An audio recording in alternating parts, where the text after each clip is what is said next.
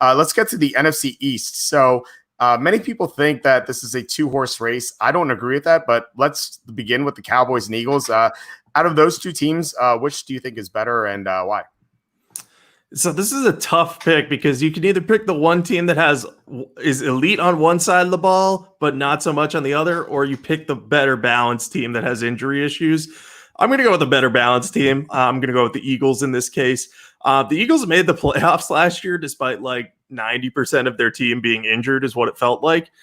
So I think they should have a chance to compete for that once again. I like Carson Wentz. I think he's a great quarterback.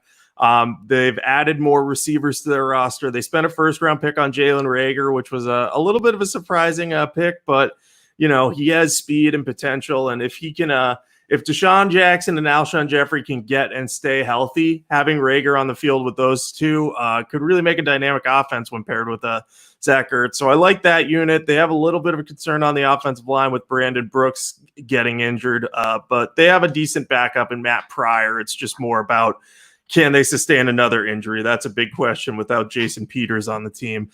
Defensively, I think they're very much improved. They added Javon Hargrave to the defensive line.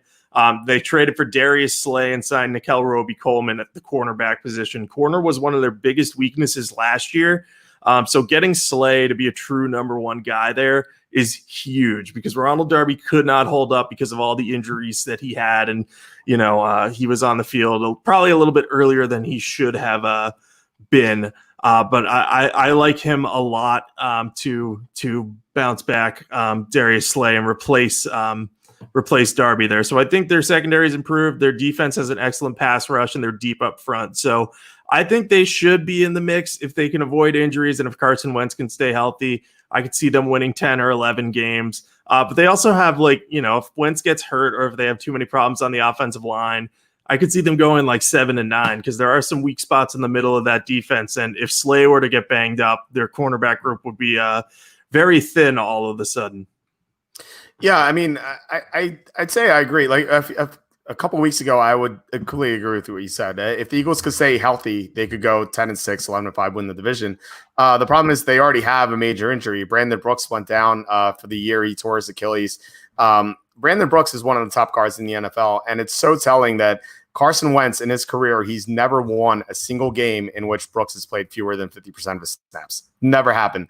And I think that's absolutely insane. It just shows how good Brandon Brooks is. You couple that with Jason Peters leaving, I think that spells kind of like a big issue on the offensive line. Now, maybe Andre Dillard can really develop in the second year. He had a rough go of it in his rookie campaign, but I think that with his athleticism, he can make a big jump. But if Dillard continues to struggle and then they have issues in the interior of their offensive line, if one more lineman goes down like this, it's a disaster.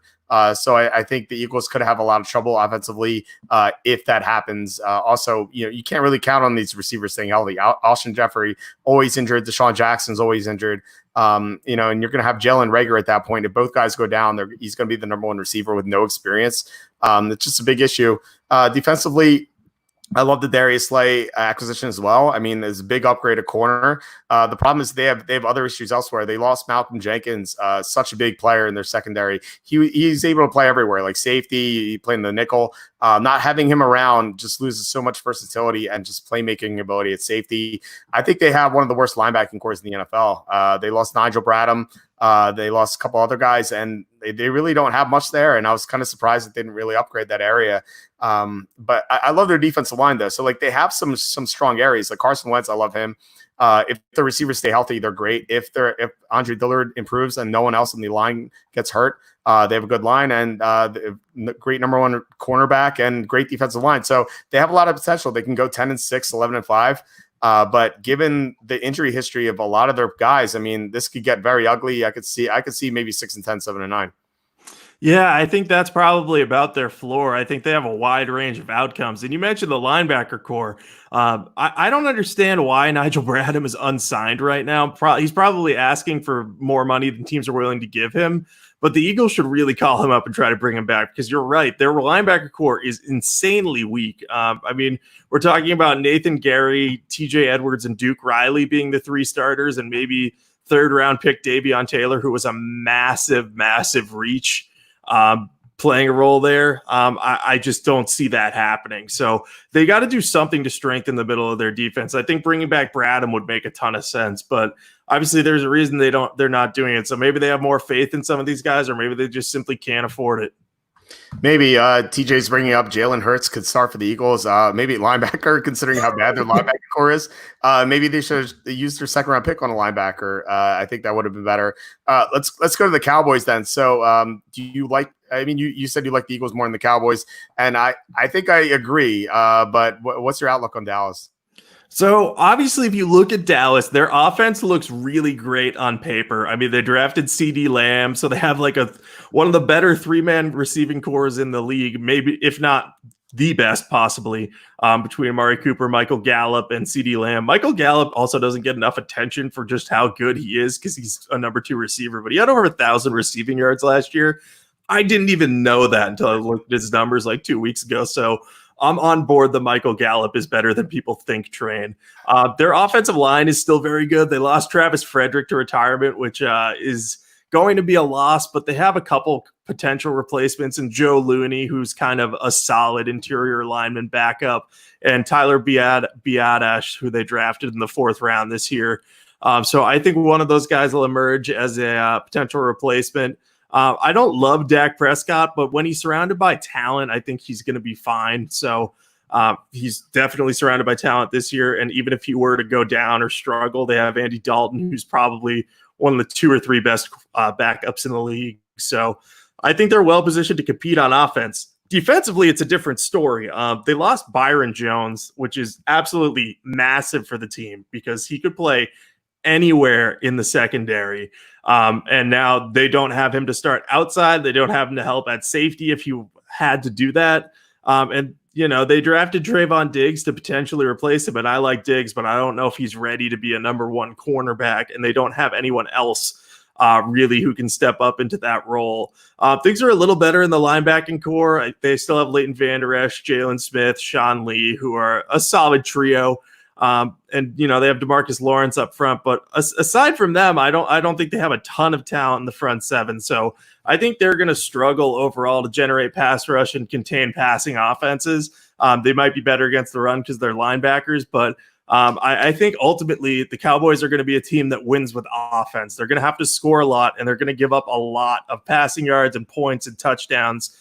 So unless they can fix that defense or sign someone like Jadeveon Clowney, who reportedly may want to play for the Cowboys. I don't know. I don't know just how good their team's going to be overall. Yeah, it feels like every game of theirs is going to be 41-34. The problem is that their defense is so bad, it's going to be 41 to the other team, very often. You mentioned the cornerbacks just awful unless Trayvon Diggs just comes out of nowhere as a 2nd-round pick. And there's a reason why he slipped to the 2nd round. I like the move, but it might take him a while to get going. Their safeties aren't very good. Clinton Dix was signed there, but he's just like above average. Otherwise, they're not very good in the secondary. Their pass rush, like you said, it's like DeMarcus Lawrence, and then that's it. They don't have Robert Quinn anymore. He signed with the Bears. Their interior of their line is good with McCoy and Poe and stopping the run, but they can't get to the quarterback anymore at this point in their careers. So their defense looks very weak. Offensively, they have so many stars. And Steve Smith on the NFL Network, we mentioned him earlier in the podcast. Right after the draft, he said that this year's Cowboys team is going to be like the 90s Cowboys team with Aikman, Emmett, and Michael Irvin. And I don't understand where he got that from. I mean, Ezekiel Elliott is amazing, but Amari Cooper has faded down the stretch every year. He's been basically in the league. CeeDee Lamb, I love CeeDee Lamb, and we have a question here if he can be Offensive Rookie of the Year. I think that's definitely possible, especially if Amari Cooper wilts down the stretch again. So I think that gives him some insurance. The problem is like Dak Prescott is just okay. Like he's like I would even say a subpar quarterback. Like he does well if everything is great around him, but all it takes is one injury, and Travis Frederick's already gone. So I think that maybe counts as one. All it takes is one more injury on top of Frederick being gone to really capsize the offense. And we've seen Dallas really struggle when they've been down 2 linemen. Let's just say Tyron Smith, who's had back issues over the past couple of years. If he misses a few games, Dallas is not going to score many points. We saw them lose to the Jets when they were missing Tyron Smith. So I think that's going to be a problem for them, and I just think that with how bad their defense is, they're going to have to be completely healthy offensively for the entire year, which could happen. But I wouldn't bet on it. So I think Dallas is probably going to finish 8-8 or 9-7. Yeah, I think that's about right for them. I think they're kind of a high floor team, but I question how high their ceiling could truly be. And obviously, high floor is like if they don't get injured. If they suffer injuries, they could have a much lower floor. But I think they're right around that, like eight wins is probably their floor, but I see 10 wins as their ceiling. So we'll see what ends up happening with them. Yeah. Real quick, Kenny says the Patriots missed out on trading for the true GOAT, Nick Foles. Cam Newton's a decent backup option, definitely an upgrade over the stiff they had last year. We'll see. I love the Buccaneers this year. I think there's a good chance to win the Super Bowl with that stiff, apparently. All right.